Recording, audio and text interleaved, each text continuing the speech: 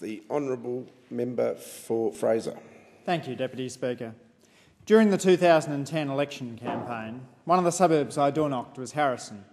I sent out a letter letting residents know I'd be in the area and inviting people to contact me if they had any issues. Nicole Osuch-Helsham phoned me up to say that after I'd finished door-knocking, her daughter Paige would like to interview me about politics.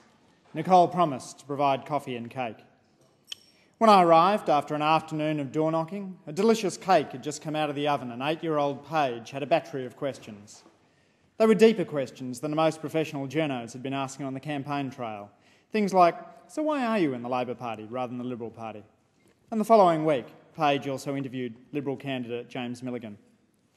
After the interview was over, I told Nicole how impressed I was by Paige, but I was also curious as to why she'd invited me to drop by. It was then that Nicole told me she'd been diagnosed with secondary cancer. Not the Kylie Minogue kind of breast cancer, but the Jane McGrath kind. The cancer had come back and Nicole knew she wouldn't be around to share the teenage years with Paige and her younger sister, Sierra. So she'd quit her job and was packing all the parenting she could into the time remaining. After I won the election, Nicole and her husband Gavin brought the girls along to my first speech. A few months later, she arranged for me to go to Harrison School with my friend, the member for Bowman. The Two Andrews Talk Politics event was a hoot. Anyone who thinks primary school kids are apathetic about politics needs to spend some more time in a classroom. Shortly afterwards, I launched my Big Ideas competition at Harrison School. When the Win TV crew turned up, I introduced Paige to the journalist as my youth advisor. That night, I smiled as the title appeared beneath her name on the television screen.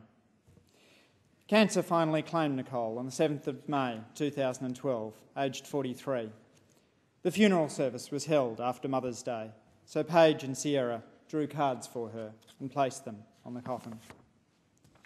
In one eulogy, Nicole was described as a goddess. She'd established a support group for people with secondary cancers. Nicole had spent time with friends and had devoted herself to her daughters. Her closest friends and fellow goddesses, Louise Talbot and Catherine Gladman, said that Nicole managed to lick the plate of life clean.